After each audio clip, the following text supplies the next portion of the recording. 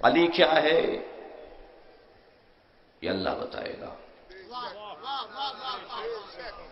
میرے مولا کی ذات کا کمال کیا ہے یہ رسول اللہ بتائیں گے. ایک عربی زبان شاعر نے 2 مصروں میں کہا ہاں علی بشر کیفا بشر. ہاں علی بشر ہے مگر کیسا بشر. ہاں علی بشر کیفا بشر ربہ فیہ تجلی وظہر. علی بشر ہے مگر یہ بھی تو بتاؤ کہ علی بشر کیسا ہے. علی وہ بشر ہے جس میں رب نے تجلی بھی کیا ہے اور ظہور بھی کیا ہے.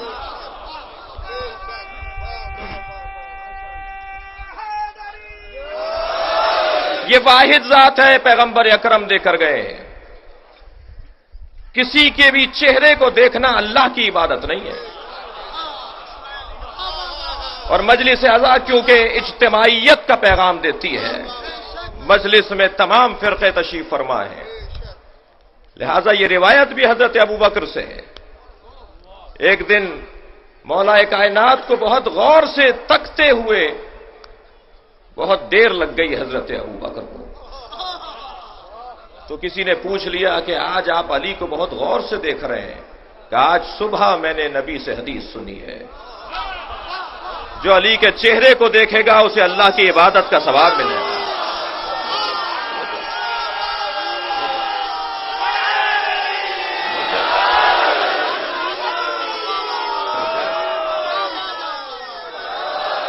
یہ وہ واحد ذات ہے کہ جس سے مدد لینے کے لیے آج یہ مجمع جمع نہیں ہے.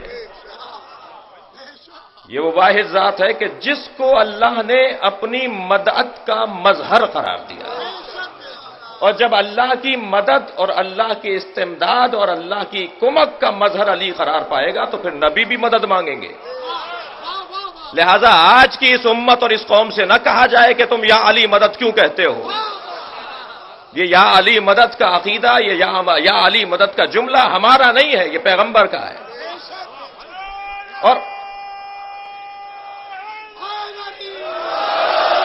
اور ہم سے پوچھا جائے کہ ہم مولا سے مدد کیا سوچ کر مانگتے ہیں. تمہیں کس نے حق دیا ہے کہ یا علی مدد کہیں ہم؟ فیصلہ تم کرو. تم تو کہتے ہی نہیں ہو نا. یہ کیا بات ہوئی؟ مجھے تمیدی بیان سے گزرنے دیجئے. جی ہم کہیں یا علی مدد اور کہیں صاحب شرک ہو گیا. ہم سے پوچھو کہ ہم کیا سمجھتے ہیں مولا کو. ہمارا تو کلمہ بھی اللہ سے شروع ہوتا ہے، ہمارے عقیدے کا اختتام بھی اللہ پر ہوتا ہے.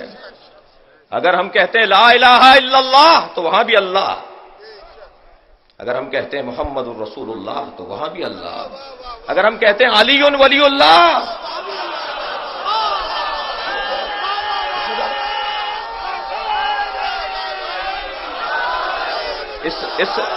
اس سے زیادہ کوئی عقیدہ توحید کی عکاسی ہوگی.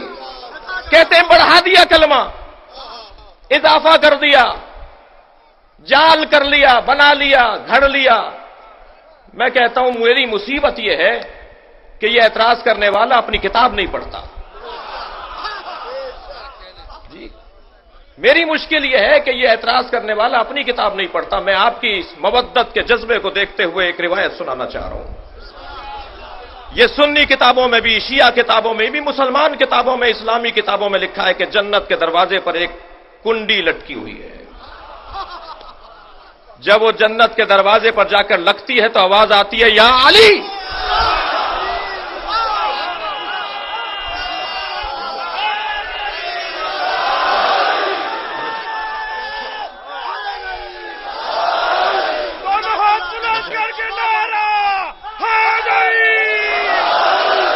جنت کے دروازے پر بھی یا علی کی آواز آئے گی. اب مجھے نہیں معلوم کہ یہ جنت میں بھی جائیں گے یا نہیں.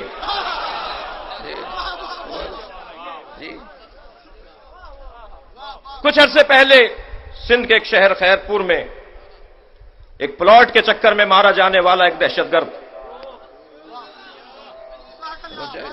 توجہ ہے بدراتی ہے،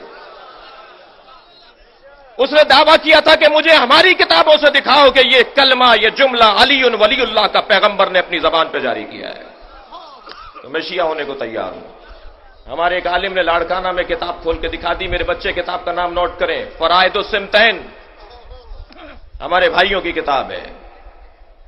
उसके अंदर लिखा हुआ है कि जन्नत के 8 दरवाजे हैं और हर दरवाजे पर लिखा है ला इलाहा इल्लल्लाह मुहम्मदुर रसूलुल्लाह अली वलीउल्लाह।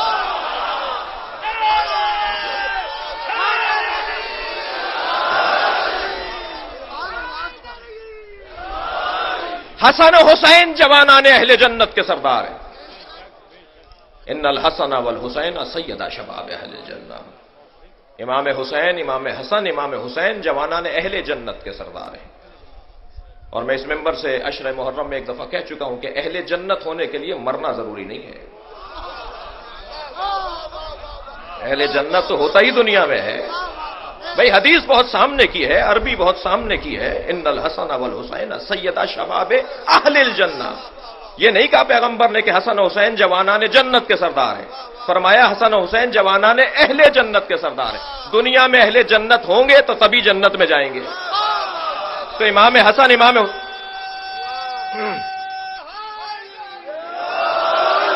दुनिया में इमाम हसन, इमाम हुसैन को सरदार माना जाएगा। बिरादरान अहले सुन्नत के उलमा तशरीफ फरमा है और हमेशा इनकी बड़ी खिदमत है, ये नुमाइंदगी करते हैं।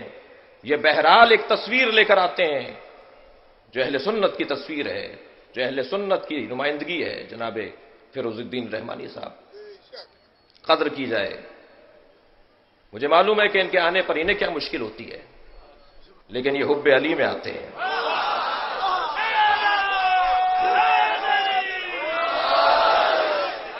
मोहब्बत मौला में आते हैं। और जब मौला की मोहब्बत में आते हैं तो अल्लाह ने जिसकी मोहब्बत लोगों के दिलों में डाली है,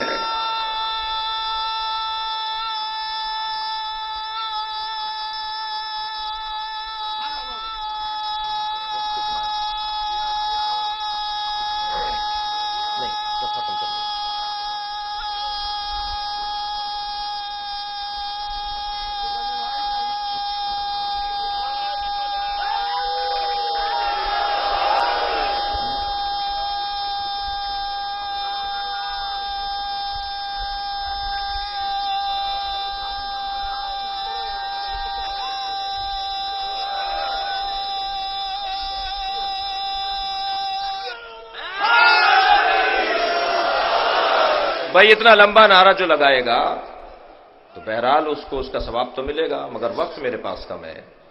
इनकी अकीदत में कमी नहीं है, इनकी मोहब्बत अली में कमी नहीं है। वक्त तंग है, बहुत सारी बातें करनी है। मौला को भी राजी करना है और जिससे अली राजी हो जाता है उससे अल्लाह राजी हो जाता है। और हालात पर भी बात करनी है। और मौला के आज मुसीबत का दिन है, मसाइबे मौला अली भी बयान करने हैं। हालियुन बशरुन कैफा बशर। मेरे मौला अली की जात मुकम्मल मौजज़ा। अल्लाह ने नबी को 2 मौजज़े दिए, एक कुरान की सूरत में, एक मौला अली की सूरत में। यह हक्कानियत नबी पर दलील है अली की जात। इब्न अबिल हदीद मोतज़ली अहले सुन्नत के आलिम 30 जिल्दों में नहजुल बलागा की शरह लिख रहे हैं और उस शरह के अंदर एक जिल्द को मखसूस किया है कि अली को समझना किसी बशर के बस की बात नहीं है। और अली को इसलिए नहीं समझा जा सकता कि अली जामिउल अज़दाद हैं, अली में जिदें जमा हैं। किसी जात के अंदर अगर जिद जमा हो जाए तो उसे नहीं पहचाना जा सकता। और अल्लाह नहीं चाहता था, इसलिए कि मेरे मौला का एक लक़ब है सिर्रतुल्लाह, अल्लाह का राज। जब अल्लाह का राज है तो बंदों पर कैसे आया होगा, तो अल्लाह जानता है। ये तो 1% से भी कुछ फीसद हमें बता दिया गया। फरमाया या अली, अगर नबी फरमा रहे हैं या अली, मैं अगर आपके फजाइल बयान कर दूं तो नबी का ये जुमला नहीं है, लेकिन नतीजा बहरहाल ये निकलेगा कि अल्लाह के अकीदा तौहीद पर हर्फ आएगा। ये वाहिद जात है जिसे पहचानने में بشر کا کام نہیں ہے. اللہ جانتا ہے یا رسول اللہ جانتے ہیں. میں نے آپ کے سامنے سورہ مبارکہ بقرہ کی 207 نمبر کی آیت تلاوت کی. وَمِنَ النَّاسِ مَن يَشْرِي نَفْسَهُ ابْتِغَاءَ مَرْضَاتِ اللَّهِ. اور لوگوں میں سے کچھ وہ ہیں جو اپنے نفس کو اللہ کی مرضیوں کے عوضوں پر رؤوف ہے. تمام تر کمالات مولا کائنات کے وہ علم علی ہو جس کا اندازہ نہیں لگایا جا سکتا، اس لیے کہ جب علی نے یہ کہہ دیا کہ میں زمین کے رستوں سے زیادہ آسمان کے رستوں کو جانتا ہوں. جب مولا کائنات نے ممبر پر سلونی کا دعویٰ کیا کہ مجھ سے پوچھو، سلونی سلونی قبل ان تفقدونی، مجھ سے پوچھو اس سے پہلے کہ تفقدونی، تم مر جاؤ. یہ ترجمہ نہیں ہوگا کہ اس سے پہلے کہ میں مر جاؤں. علی مرنے کے لیے پیدا ہی نہیں ہوا. میرے مولا مرنے کے لیے پیدا نہیں ہوئے. مولا آج بھی زندہ ہے. میں کہتا ہوں علی ابن ابی طالب کی حیات کا ایک جلوہ یہ مجمع ہے. حیات حیدر کرار کا جلوہ. یہ ایک جلوہ ہے. یہ جو مجلس ہے، یہ جو ابھی جلوس نکلے گا، اس کے 4 برابر اور 10 برابر ابھی جلوس میں لوگ ہوں گے. یہ ایک جلوہ ہے علی کی حیات کا. یہ واحد ذات ہے جس سے محبت اللہ نے دلوں میں ڈالی ہے. پروردگار عالم سیجعلہم الرحمن لہم ودا، لوگوں کے دلوں میں اللہ محبت ڈالتا ہے کسی کے لیے. یہ سوال بھی حضرت عمر نے کیا تھا، یا رسول اللہ، اللہ کس کی محبت لوگوں کے دلوں میں ڈالتا ہے؟ حضرت نے فرمایا ذرا صبر کرو. کچھ دیر کے بعد پھر سوال کیا. حضرت نے کہا، فرمایا صبر کرو. کچھ دیر میں مولا کائنات آتے ہوئے دکھائی دی. حضرت نے فرمایا اس کی محبت دلوں میں ڈالے گا.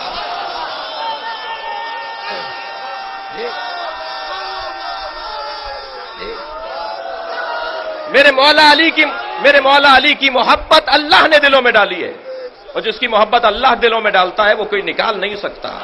مجھے کہنے دیجئے یہ دھمکیوں سے یہ مجمع کم نہیں ہوگا. یہ جو 3-4 دن سے ٹی وی چینلز کے اوپر جلوس کے روٹ کے مختلف مرحلوں کو حساس قرار دینے کی باتیں ہو رہی ہیں، مجمع تصور سے زیادہ ہے. اور یہ مجمع، یہ مجلس میں شریک لوگ جو ہزاروں کی تعداد میں ابھی مجلس میں بھی موجود نہیں ہے، شاہراہوں پر انتظار کر رہے ہیں. اطراف کی گلیوں اور شاہراہوں کے اوپر لوگ بیٹھے ہوئے آواز کو سن رہے ہیں. اس ممبر کا تقاضا ہے کہ اس کی آواز بہت دور تک لے جائی جاتی ہے، لہذا بہت سارے لوگ یہاں تک نہیں پہنچ پاتے مگر مجلس میں شریک ہوتے ہیں. کوئی مجمع میں کمی نہیں آئی. میں ایک جملہ تکرار کر رہا ہوں، جب مرنے والے تیار ہیں تو مارنے والوں کو کیا پریشانی ہے؟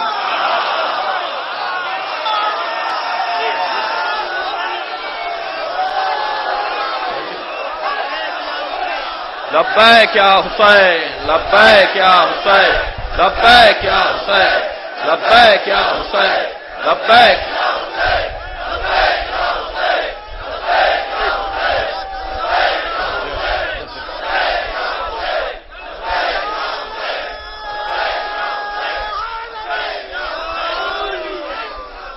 بہرحال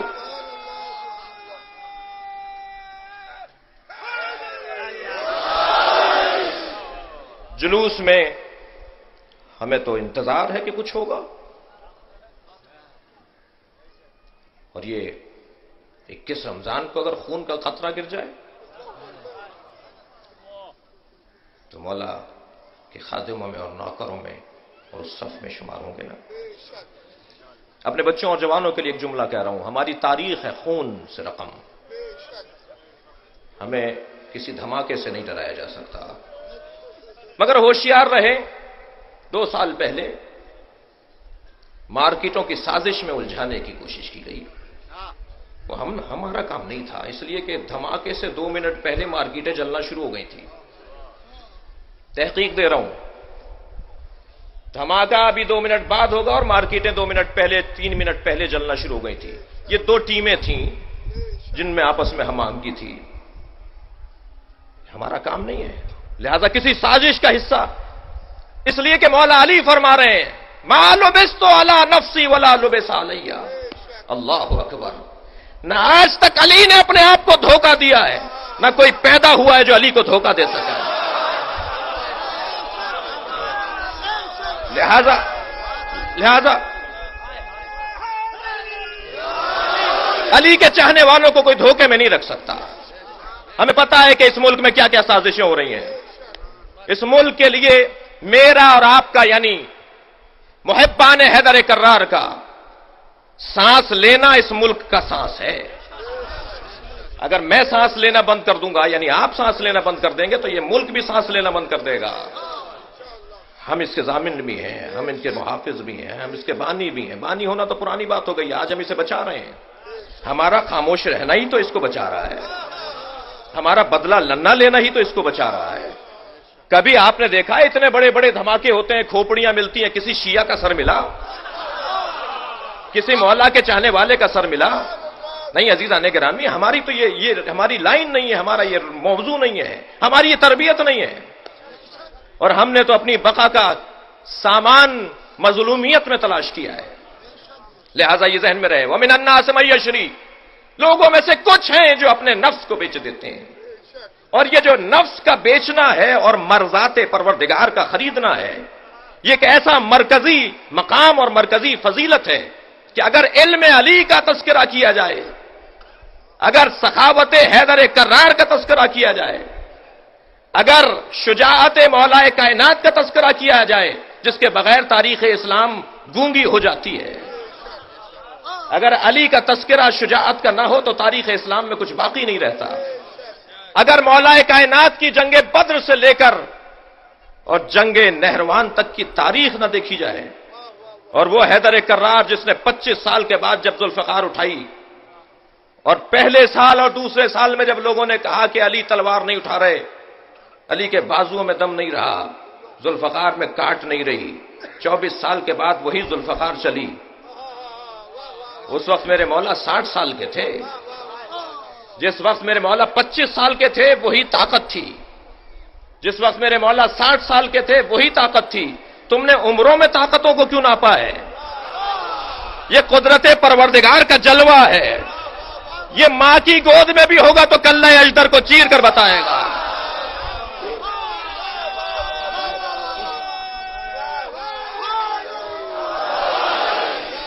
حق ہے اس مجلس کا کہ مولا کے فضائل کی طرف توجہ ہو.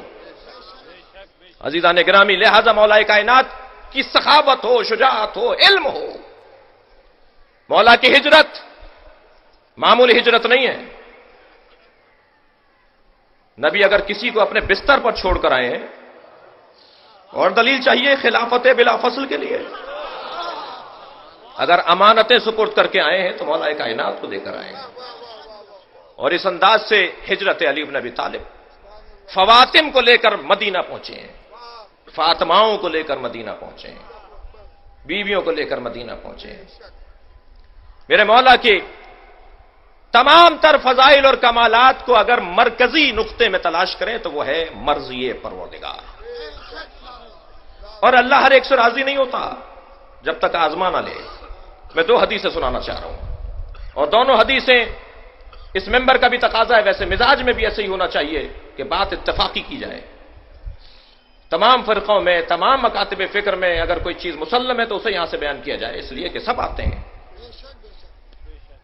ایک حدیث الصوم لی, یہ حدیث قدسی ہے, اللہ کا کلام ہے. پروردگار عالم ارشاد فرما رہا ہے, ماہ مبارک رمضان ہے, ذرا غور فرمائیں گے اس حدیث کے اوپر.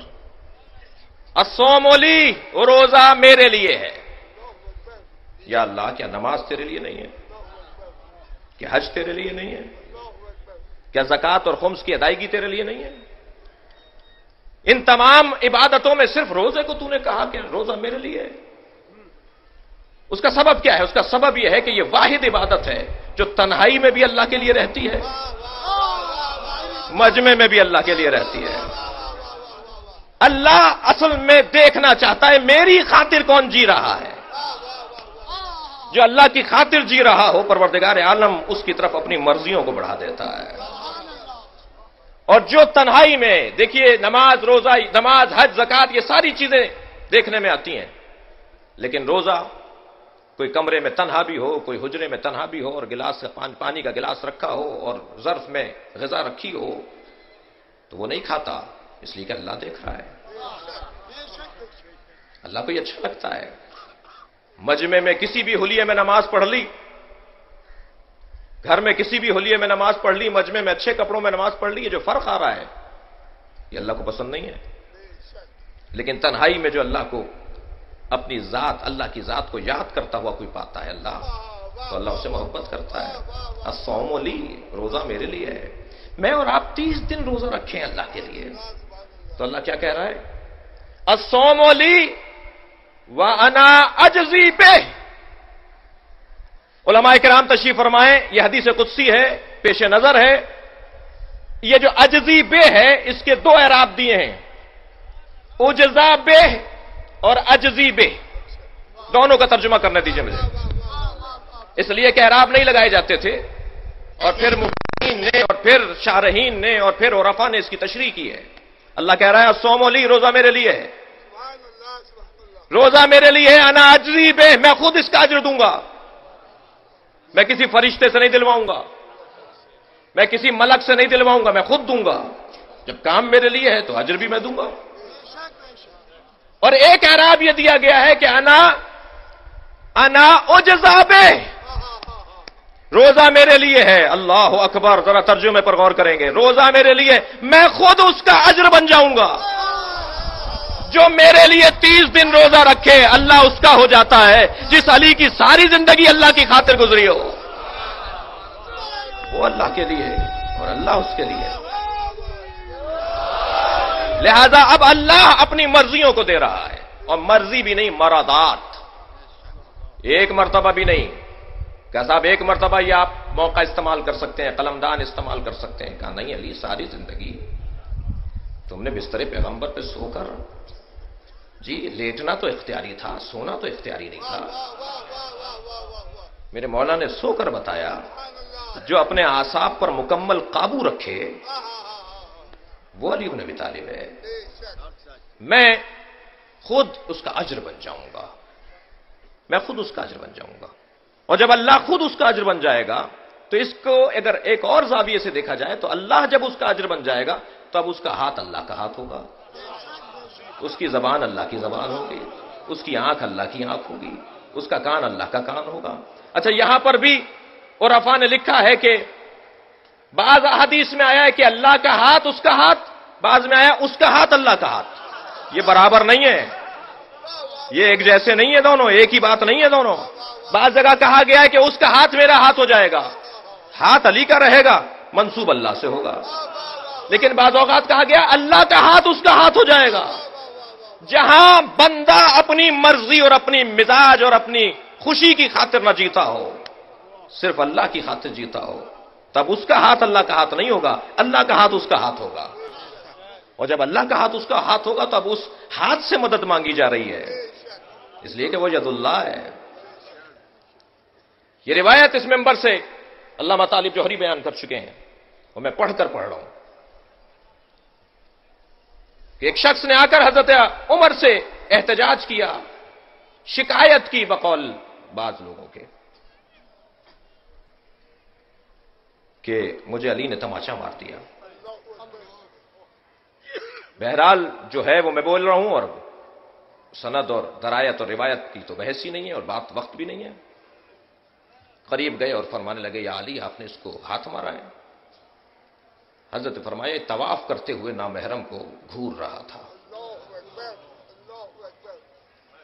تو اس پٹنے والے سے حضرت عمر نے کہا کہ عین اللہ نے دیکھا تھا، ید اللہ نے مارا ہے۔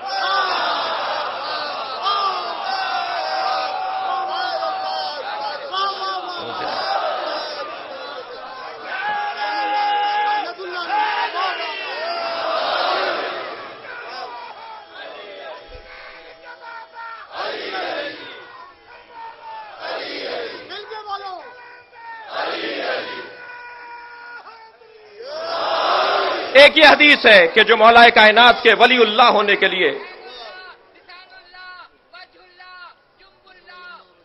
مختصر کر دیجئے، بڑی عنایت۔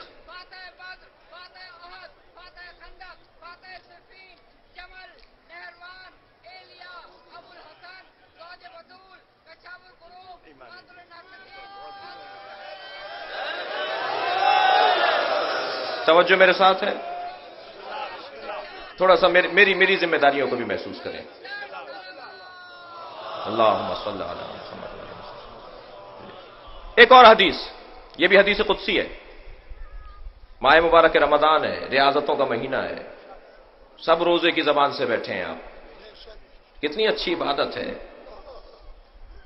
کہ دہن روزہ کے ساتھ یا علی کی آوازیں آ رہی ہیں. ایک حدیث قدسی میں اللہ اور ارشاد فرما رہا ہے، من طلبنی فقد وجدنی، جس نے مجھے چاہا اس نے مجھے پا لیا. ومن وجدنی فقد عرفنی، اور جس نے مجھے پا لیا اس نے مجھے پہچان لیا. ومن عرفنی فقد احبنی، اور جس نے مجھے پہچان لیا وہ مجھ سے پھر محبت کرتا ہے.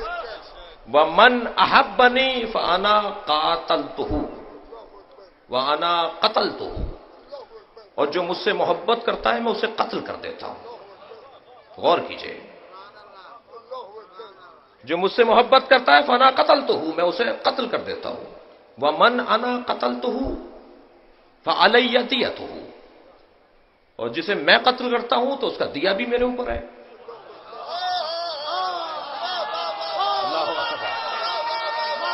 جی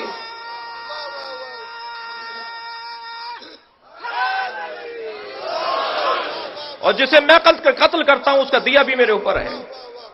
وَأَنَا دِيَتُهُ، اور میں خود اس کا دیا بن جاتا ہوں. اب وہ سوچتا ہے گویا میں کہہ رہا ہوں، وہ کہتا ہے گویا میں کہہ رہا ہوں، وہ دیکھتا ہے گویا میں دیکھ رہا ہوں. عزیزان گرامی، وہ دلائل ہے کہ جو مولا کائنات سے مدد مانگنے کے لیے، مولا سے توسل کے لیے ہم اللہ کے ولی کے طور پر مولا کائنات سے مدد مانگتے ہیں. اصل طاقت اللہ کی ہے، اصل قدرت اللہ کی ہے، اصل وجود اللہ کا ہے، اصل نور اللہ ہے. اور پھر پروردگار عالم نے سب سے پہلا نور نبی کا بنایا، اور نبی کے نور سے ایک اور نور شق کیا جسے علی نام دیا.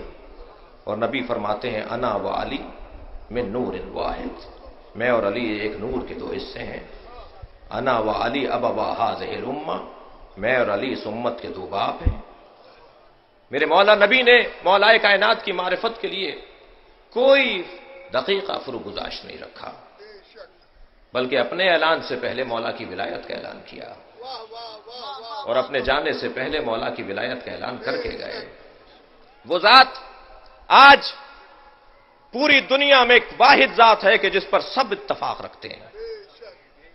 عیسائی، یہودی، ہندو، مسلم، غیر مسلم، مسلمانوں کے فرقے، یہ واحد ذات ہے کہ جس سے محبت سب کرتے ہیں. آکسفورڈ یونیورسٹی اور کیمبرج یونیورسٹی میں نہج البلاغہ پڑھانے والے عیسائی ہیں. جی، آسٹریلیا کی یونیورسٹی میں نہج البلاغہ پڑھانے والے عیسائی ہیں. علی گڑھ یونیورسٹی میں نہج البلاغہ پڑھانے والا ہندو ہے. ہم کوئی مالک ہے مولا کی نہج البلاغہ؟ مولا نے ایک علم کا دسترخوان بچھایا ہے، جو طالب ہوگا وہ مل جائے، اسے مل جائے گا. یہ تو مجھے سوچنا ہوگا کہ میں نے کتنی مرتبہ نہج البلاغہ کو پڑھا ہے، میں نے کتنے مولا کے اقوال کو اور تعلیمات کو حاصل کیا ہے. اس علی بن ابی طالب نے ایک جامع ترین زندگی تفسیر قرآن کے طور پر نہج البلاغہ کی صورت میں سید رضی کا ہم پر احسان کہ وہ ہمیں دے کے چلے گئے، ان سب کو جمع کر کے چلے گئے. عزیزان گرامی، آج اس ذات کی شہادت کا دن ہے.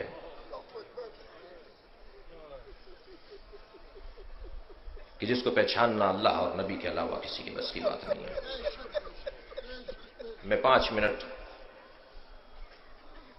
آپ کے ذہنوں کو لے جانا چاہتا ہوں. کچھ دیر چلیے کوئٹہ کے مومنین کے ساتھ، کیا ہو رہا ہے وہاں. ہم ہمدردی کر رہے ہیں، یہ سارا مجمع، یہ مرکزی مجلس، یہ مرکزی جلوس، یہ ضمیر الحسن ٹرسٹ کے اہلکار، بانیان، اراکین، سب مل کر اپنے کوئٹہ کے مومنین کے ساتھ ہم رکاب ہیں. ہم آپ کو کوئٹہ کا نہیں کہتے، ہم آپ کو علی کا کہتے ہیں. اس بنیاد پر ہمارا آپ کا ایک بڑا گہرا تعلق ہے. کراچی میں کیا ہو رہا ہے؟ ہر روز خبر شہادت، ہر روز کسی کے قتل کی خبر. کل جو واقعہ پیش آیا، یہ 2 جوان جو زخمی ہیں، اللہ فرزند ایسے محضر کو شفا عطا فرمائے۔ یہ بہت ہی عجیب واقعہ ہے، شاید یہ عزاداروں کو روکنے کی ایک سازش ہو، مگر میں کہتا ہوں کہ یہ ہمارا دشمن کتنا بے وقوف ہے کہ اسے اس کا اندازہ نہیں ہے کہ ان چیزوں سے یہ قوم رکنے والی نہیں ہے۔ یہ ایک معاہدہ ہے، یہ ایک عہد ہے مولا سے، یہ ایک طے شدہ ارادہ ہے، یہ نسلوں سے ہوتا آ رہا ہے، یہ اجداد سے ہوتا آ رہا ہے، یہ آئندہ بھی ہوتا رہے گا۔ لہذا ان چیزوں سے کوئی متاثر ہونے کی بات نہیں ہے۔ کچھ دیر کے لیے شام بھی چلیے، سازش ہو رہی ہے شام میں، اگرچہ وہاں کی حکومت کو بھی متنبع کریں گے ہم کہ جو آپ کی غلطیاں ہیں ان کا ازالہ کریں، لیکن ہمیں معلوم ہے کہ وہاں سازش ہو رہی ہے، اس لیے کہ یہ واحد حکومت ہے اس دہانے پر بیٹھی ہے جو اسرائیل کے مقابل ہے۔ حزب اللہ کی بہترین مددگار حکومت ہے، عالم اسلام کی بہترین مددگار حکومت ہے۔ اگر یہ حکومت منحل ہوتی ہے خدا نخواستہ تو کون پسند کا حکمران لا کر بٹھایا جاتا ہے، اور اس کے بعد وہ بند ٹوٹے گا، اور پھر وہ نقشہ جو اسرائیل کے ذہن میں ہے، اللہ اس مکر اور فریب کو اپنے منصوبوں سے ختم کرے، اور وہ بہت خطرناک منصوبہ ہے۔ البتہ ہمیں اللہ پر بھروسہ ہے، اور اللہ کے کام ہیں۔ لہذا شام کی موجودہ حکومت یا اسد خاندان کی حکومت یہ ہمیں عزیز ہے۔ بحرین میں کیا ہو رہا ہے؟ اب تک مسلسل شہادتیں جاری ہیں۔ برما میں کیا ہو رہا ہے؟ برما کے حوالے سے بہت سے لوگوں کو شاید نہیں پتا، ایران نے اپنا سفیر واپس بلا لیا ہے۔ میں ایک مطالبہ آپ کے توسط سے اور آپ کے ساتھ مل کر پاکستان کی حکومت سے کروں گا، اور آپ سے توقع ہے کہ آپ اور ہم سب مل کر یہ ایوان بالا تک، ایوان صدر تک اور مرکز تک اور اسلام آباد تک یہ آواز پہنچائیں کہ پاکستان کی حکومت برما میں مارے جانے والے مسلمانوں کے قتل عام کے عوض کم سے کم اپنا سفیر واپس بلائیں۔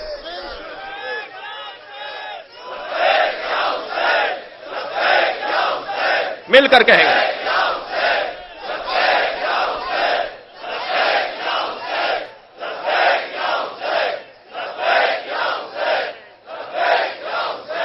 پاکستان کے حالات پر گریہ کریں کہ نوحہ کریں کہ اشک بہائیں لہو میں تر۔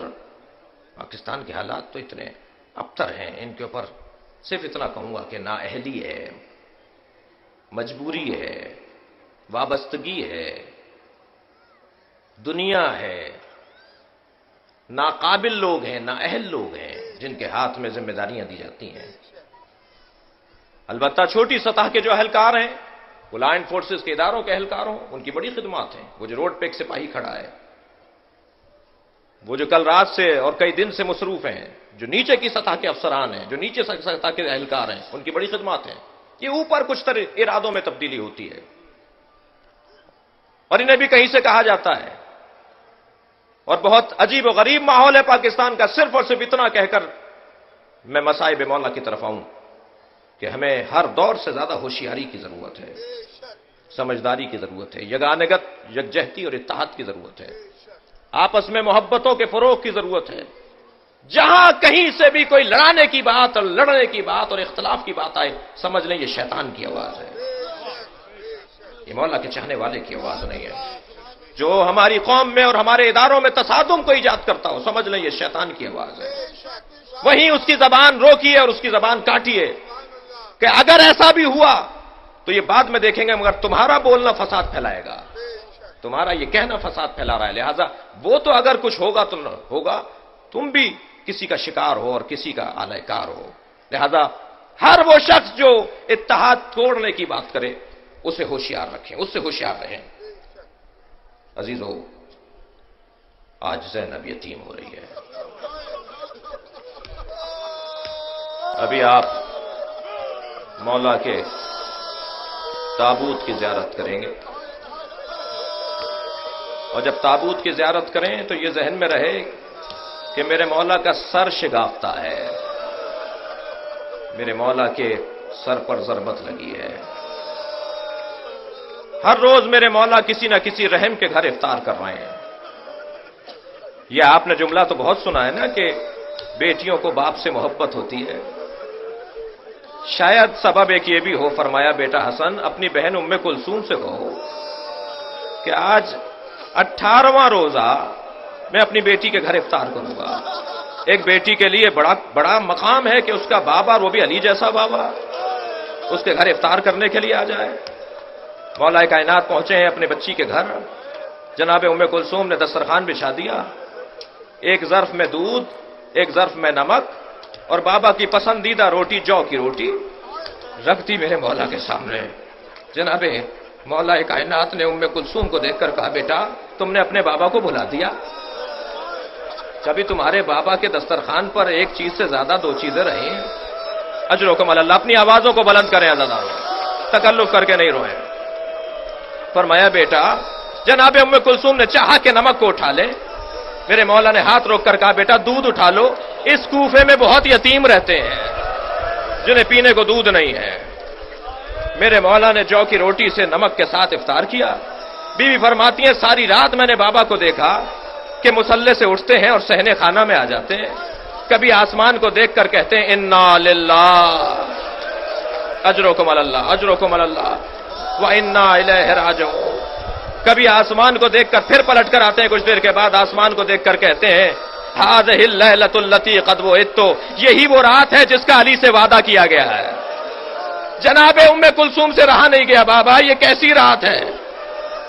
کہ بیٹا تمہارے نانا نے مجھے بشارت دی تھی ماہ رمضان، شب قدر کی رات، مصلی عبادت، اللہ کا گھر ہوگا، علی تمہارے سر پر ضربت لگے گی. یہ وہی رات ہے. جناب ام کلثوم کے حجرے سے اپنے گھر سے نکل رہے ہیں. میرے مولا نے سر پہ امامہ رکھا، ابادوش پہ لی، نالین پاک پہنی، حجرے سے نکل کر صحن خانہ میں آئے. عزادارو آپ کے گھروں میں بھی اور آپ نے دیکھا بھی ہوگا کہ پرندے، خاص طور پر مرغابیاں اور مرغیاں تاریکی میں کونا لے کر بیٹھ جاتی ہیں. اندھیرے میں یہ جانور باہر نہیں نکلتا. لیکن جیسے ہی مولا کائنات صحن سے گزرنے لگے، بطخیں پر مارتی ہوئی آگے آ گئیں، مولا کے سامنے آ کر کھڑی ہو گئیں. مولا نے رستہ بدلا، وہ سامنے آ کر کھڑی ہو گئیں. مولا نے پھر رستہ بدلا، پھر سامنے آ کے کھڑی ہو گئیں. مولا زمین پر بیٹھ گئے، ان کے سروں پر ہاتھ پھیرنے لگے، کہنے لگے ام کلثوم میرا نوحہ پڑھ رہی ہیں، ام کلثوم میرا ماتم کر رہی ہیں. میرے مولا مسجد کوفہ میں پہنچے. جرکم اللہ. سوئے ہوئے لوگوں کو اٹھایا، ابن ملزم سے کہا اٹھ، نماز کا وقت قریب ہے. جو علی اپنے قاتل کو بے نمازی پسند نہ کرے وہ اپنے چاہنے والے کو بھی پسند نہیں کرے گا. میرے مولا نے ابن ملزم کو اٹھایا، مصلی عبادت پر گئے، نماز شروع کی. یہ واجب نماز تھی. امام حسن پیچھے کھڑے تھے. میرے مولا نے سجدے میں سر رکھا. یہ دوسرے سجدے میں سر جا رہا تھا کہ ایک مرتبہ فضا میں ایک تلوار بلند ہوئی.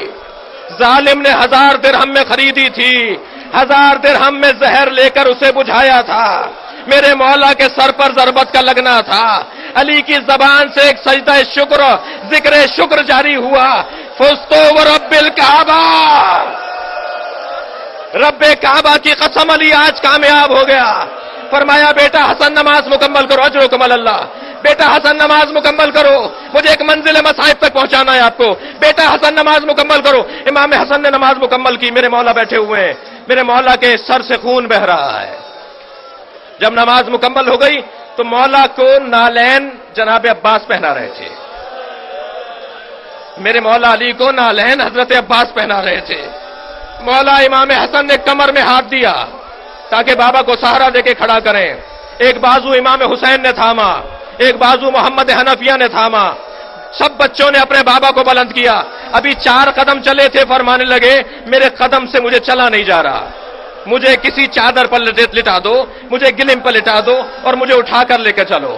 جب چادر پر لٹا کر، گلم پر، قالین پر لٹا کر مولا کو لے کر چلنے لگے تو مولا علی علیہ السلام نے عزادارو گریا ہوگا اس روایت کے اوپر. جب مولا نے دیکھا کہ حسین کی آنکھوں سے آنسو ٹپک رہے ہیں تو مولا کا ہاتھ پکڑ کر کہا بیٹا حسین رو نہیں، بیٹا کتنے چاہنے والے آئے ہوئے ہیں.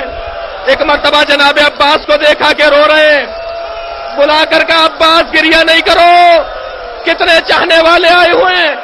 امام حسن سے فرمایا بیٹا حسن گریا نہیں کرو، دیکھو جو حق کی خاطر جیتا ہے اسے یتیم دیکھنا پڑتا ہے.